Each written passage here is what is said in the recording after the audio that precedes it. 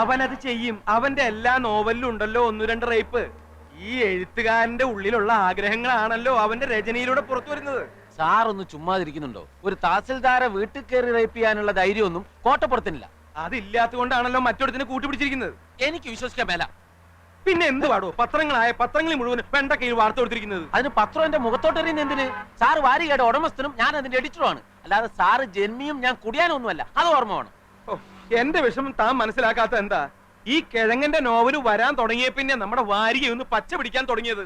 ഇവൻ വല്ല കേസിലും പെട്ട അകത്തായ സാഗർ കോട്ടപ്പത്തൻ നോവൽ ഇതാ വരുന്നു എന്നും പറഞ്ഞ് അനൗൺസ് ചെയ്തിട്ട് ആഴ്ച 3 ജയിലിനകത്തിരുന്നു എഴുതാലോ. താൻ എന്നെ ഭ്രാന്ത് പിടിപ്പിക്കരുത്. ഇത് കേസ് റേപ്പാ. പോലീസുകാർ കൈയും കാലും തല്ലി ഒടിച്ചാ പിന്നെ ശരീരത്തിന്റെ ഏത് ഭാഗം വെച്ചാ എഴുതുന്നേ? പല്ലു വെച്ചോ, അതോ മൂക്ക് വെച്ചോ, അതോ മറ്റേതെങ്കിലും വെച്ചോ? വണ്ടി നിർത്തളൂ.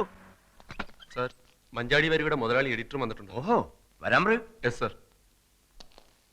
ഭരണകക്ഷിക്ക് പാദസേവ ചെയ്യാനൊന്നുമല്ലടോ ഞാൻ പത്രം നടത്തണേ. ഞാനിപ്പോ പോലീസ് സ്റ്റേഷനിൽ നിന്നാ.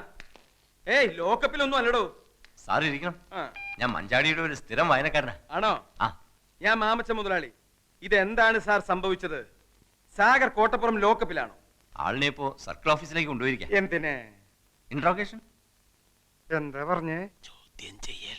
നമുക്ക് അയാളെ എത്രയും പെട്ടെന്ന് ജാമ്യത്തിനെടുക്കണല്ലോ. ഇനി കോടതിയിൽ നിന്ന് ജാമ്യം കിട്ടൂ. സാറിന് കാപ്പിയോ ചായയോ അത് തണുത്ത വല്ലതും? സദ്യ ഉണ്ണാൻ ഞാൻ വേറൊരു ദിവസം വരാം. ഇപ്പൊ എന്തെങ്കിലും അടിയന്തരമായി ചെയ്തേ പറ്റൂ. എന്റെ മഞ്ചാടി 3 ലക്ഷത്തിൽ നിന്ന് ഒറ്റയടിക്ക് 6 ലക്ഷമാക്കിയതിൽ കോട്ടപ്പുറത്തിന്റെ പങ്ക് ചില്ലറയൊന്നും അല്ല. സാർ, ഈ റേപ്പ് ചെയ്യപ്പെട്ടു എന്ന് പറയുന്ന തഹസീൽദാരുടെ നാവിൻതുമ്പത്ത കോട്ടപ്പുറത്തിന്റെ ഭാവി. പെണ്ണുങ്ങൾക്കാണല്ലോ ഇപ്പൊ നിയമത്തിന്റെ എല്ലാ സംരക്ഷണവും. കോട്ടപ്പുറം സാറും തഹസീൽദാരും തമ്മിൽ നേരത്തെ ഒരു വടംവലി ഉണ്ടായിരുന്നു. അതിന്റെ പ്രതികാരമാവാനും മതി. എന്തായാലും സാർ ഈ തഹസീൽദാരെ ഒന്ന് കണ്ട് ഒരു അമിക്കബിൾ സെറ്റിൽമെന്റ് ശ്രമിക്കുന്നതാ ബുദ്ധി. എന്റെ അനുവാദം ഇല്ലാതെ എന്റെ വീട്ടിൽ കയറിയവനൊക്കെ അതിന്റെ ഫലം അനുഭവിച്ചിട്ടുണ്ട്. ബഹുമാനപ്പെട്ട തഹസിൽദാർ, ഇതൊരു ജീവൻ മരണ പോരാട്ടമാണ്. ഉടൻ വരുന്നു. സാഗർ കോട്ടപ്പുറത്തിന്റെ പുതിയ നോവൽ എന്ന് പരസ്യം ചെയ്തിട്ട് ആഴ്ച 3 കഴിഞ്ഞു. ഞാൻ മാപ്പ് പറയാം, കാല് പിടിക്കാം.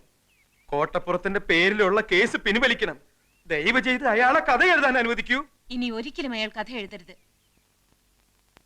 മലയാള സാഹിത്യത്തിൽ മഞ്ചാടി എന്ന വാരികയ്ക്കും സാഗർ കോട്ടപ്പുറം എന്ന നോവലിസ്റ്റിനും ചവറ്റുകൊട്ടയിലാണ് സ്ഥാനം. 6 ലക്ഷമാണ് ഞങ്ങളുടെ സർക്കുലേഷൻ. അതിൽ കൂടുതൽ സർക്കുലേഷനുള്ള ചവറുകൾ വേറെയുണ്ട്. യഥാർത്ഥത്തിൽ കോട്ടപ്പുറം നിങ്ങൾ റേപ്പ് ചെയ്തോ? Get out. I said get out.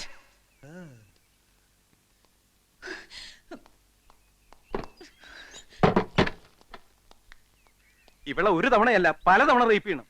ഒരു 10-50 കൊടുക്കാന്ന് പറ. എന്തിന് റേപ്പ് ചെയ്യാനാ? അതിനല്ല കേസി നൂരാൻ. എടോ, അക്കാര്യത്തിലേക്ക് കടക്കാൻ അവൾ അതിന് നിന്ന് തരണ്ടേ? പണം കൊടുക്കാൻ ആദ്യമേ പറയേണ്ടതായിരുന്നു. സാർ ഒന്നുകൂടി ഒന്ന് ശ്രമിക്കും. വേണ്ട. വേണം. വേണ? വേണം.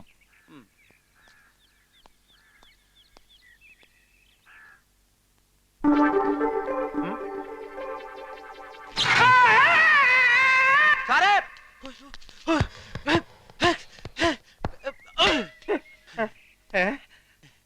പവർ കട്ട് സമയത്ത് വരാം.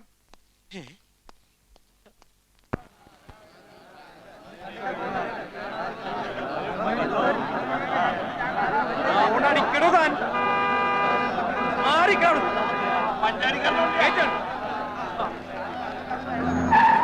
ഇതെന്തത്ര ജനത്തിരക്ക് വക്കീലേ? തഹസിൽദാർ ബലാത്സംഗ കേസിലെ പ്രതികളെ കാണാനുള്ള തിരക്കാവൂടെ? കർത്താവേ, കോട്ടപ്പുറത്തിന് എല്ലാവരും കൂടി കൈകാര്യം ചെയ്യാവോ? പോലീസുകാരുണ്ടാവല്ലോ കൂടെ. ഉവ്വല്ലേ, എന്നാ ഇറങ്ങ്.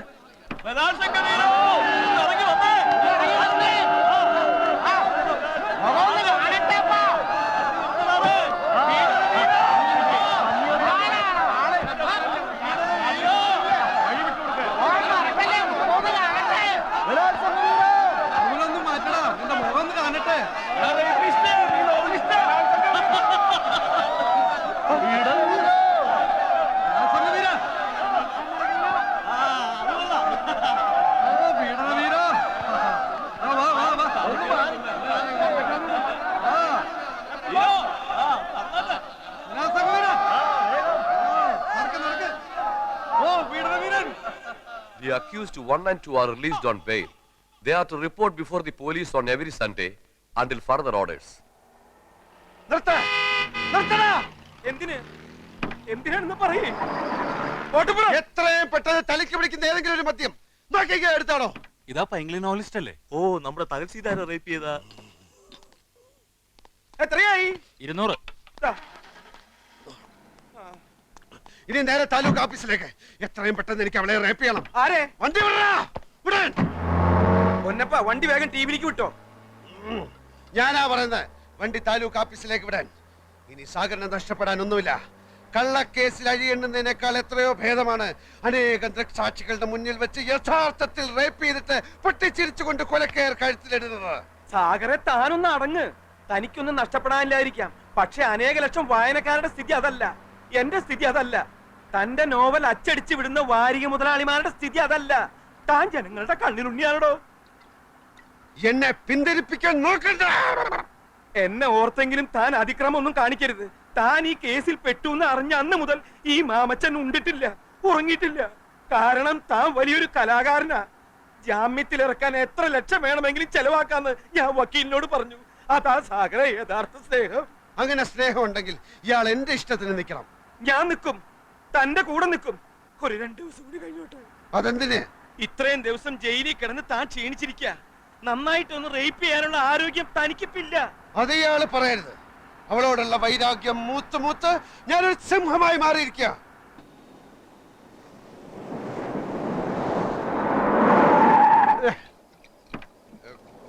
ഇതെവിടാ സ്ഥലം? ഇത് ടിബിയാ. അപ്പൊ താലൂക്ക് ഓഫീസ്? ഒന്ന് ഇറങ്ങ് സാഗറെ. എന്നോട് ആജ്ഞാപിക്കുന്നത് അപേക്ഷിക്കും. ആ അപേക്ഷിക്കണു, ഒന്ന് ഇറങ്ങ്. താലൂക്ക് ഓഫീസിൽ പോകണം.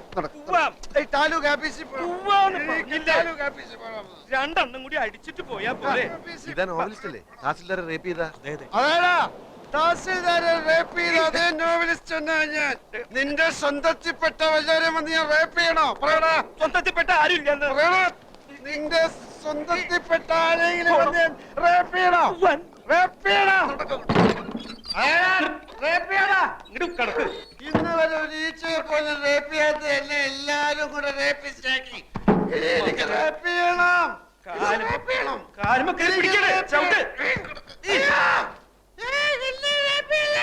എനിക്ക് റേപ്പ് ചെയ്യണേ.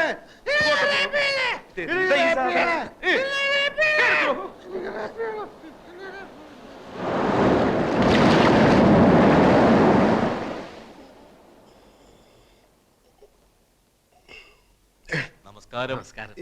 ഇതെവിടാ സ്ഥലം? നമ്മളിപ്പോ ടിവിയില് VIP മുറിയില.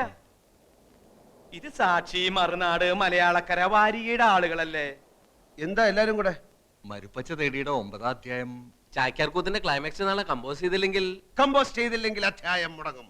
പാതി വഴിക്കും നോവൽ അവസാനിക്കും. അവസാനിക്കട്ടെ. സാഗർ കോട്ടപ്പുറം എന്ന നോവലിസ്റ്റ് മരിച്ചു പോയതിനാൽ നോവൽ നിർത്തുന്നു പരസ്യം ചെയ്തോളൂ. അതേടോ, സാഗർ കോട്ടപ്പുറം എന്ന നോവലിസ്റ്റ് മരിച്ചു. ഇപ്പൊ ഈ നിൽക്കുന്ന അയാളുടെ പ്രേതമാണ് ഇവിടുത്തെ തഹസിൽദാരെ രക്തം കുടിക്കാൻ വന്ന പ്രേതം. ഇറങ്ങണ പറയുന്നത്. ഇറങ്ങണല്ല.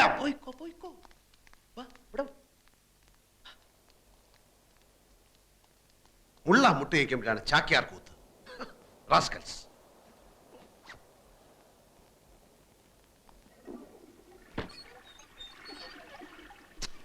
ഇയാളെന്താ പോവാത്ത? അവന്മാരെ ഇറക്കി വിട്ടത് നന്നായി. കേരളത്തിന്റെ പ്രിയപ്പെട്ട നോവലിസ്റ്റ് അകത്തായപ്പോ അയാളെ ജാമ്യത്തിലെടുക്കാൻ ഒരുത്തനും വന്നില്ല. നന്ദിയില്ലാത്ത വർഗം. ഞാൻ ഒരുത്തിനോട് അപേക്ഷിച്ചിട്ടില്ല എന്നെ ജാമ്യത്തിൽ ഇറക്കാൻ. അപേക്ഷിക്കാതെ വരുന്നവനാണ് യഥാർത്ഥ സ്നേഹിതൻ. അല്ല, കൂട്ടത്തിൽ ഏറ്റവും കൂടുതൽ കള്ള കണ്ണുള്ളവനാണ് താൻ. കത്തുന്ന പുരയിൽ ഈർക്കിൽ വലിച്ചുരുന്നവൻ. ഞാനെന്ന മനുഷ്യനെ താൻ കാണുന്നില്ല. തനിക്ക് വേണ്ടത് നോവലിസ്റ്റിനെയാണ്. തന്റെ തൊലിഞ്ഞ വാരികയിൽ നോവൽ എഴുതാമെന്ന് ഏറ്റ വിറ്റയായ നോവലിസ്റ്റിനെ എനിക്ക് മനസ്സിലൂടെ എഴുതാൻ ഉടനെ വേണമെന്നില്ല കോട്ടപ്പുറം. എങ്കിലും ഒന്ന് ഓർക്കുക, നമ്മൾ പരസ്യം ചെയ്തിട്ട് 5 ആഴ്ച കഴിഞ്ഞു. നമ്മളല്ല, താൻ. താൻ ഇനി ഇവിടെ തന്റെ കണ്ണി അടിച്ചു പൊട്ടിക്കും. എന്റെ കർത്താവ്, എന്റെ മഞ്ചാടിയുടെ ഭാവി.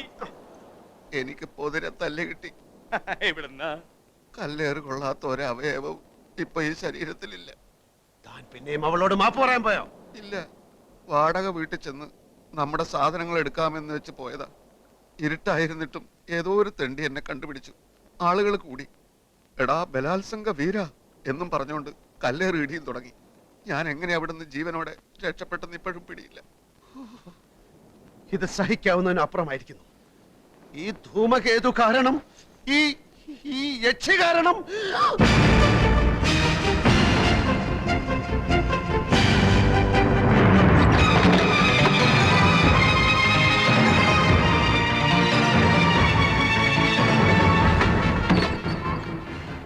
ഒറ്റയടിക്ക് അവളെ റേപ്പ് ചെയ്ത് നശിപ്പിക്കാൻ പാടില്ല.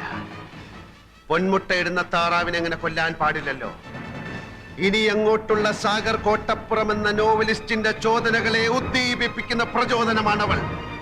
എന്റെ മഷി പറ്റാത്ത തൂലിക കൊണ്ട് ഞാൻ അവളെ നിരന്തരം റേപ്പ് ചെയ്യും. ബാബച്ച അനൗൺസ് ചെയ്തോളൂ. അടുത്ത ആഴ്ച മുതൽ പുതിയ നോവൽ ആരംഭിക്കായി. നോവലിന്റെ പേര് ഒരു ഗസറ്റഡ് യക്ഷി. ഒരു ഗസറ്റഡ് യക്ഷി. ഒരു ഗസറ്റഡ് യക്ഷി. എന്റെ കർത്താവേ, എന്തൊരു പുതുമയുള്ള പേര്, ഒരു ഗസറ്റഡ് യക്ഷി. നന്ദി കോട്ടപ്പുറം, നന്ദി. ഞാൻ ഈ നിമിഷം പോകുന്നു, ലോകത്തെ മുഴുവൻ ഇക്കാര്യം അറിയിക്കാൻ പോകുന്നു. സാഗർ കോട്ടപ്പുറത്തിന്റെ ഒരു ഗസറ്റഡ് യക്ഷി. അടുത്ത ലക്കം മുതൽ സാഗർ കോട്ടപ്പുറത്തിന്റെ ഏറ്റവും പുതിയ നോവൽ ഒരു ഗസറ്റഡ് യക്ഷി.